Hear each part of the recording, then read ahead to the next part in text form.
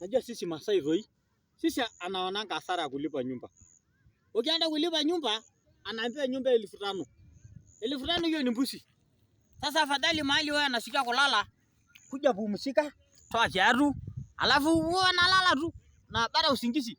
Mimi kama nalala hapa na mtu analala ghorofa, tofauti gani? Tofauti tu ni mvua ikinyesha inakuja yote, inanyesha wewe. Lakini kama mvua inanyesha, si naenda kujikinga kwa makorido tu.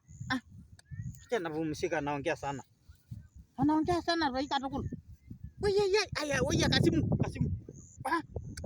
Amechoka. Najua mimi amechoka sana. Woi.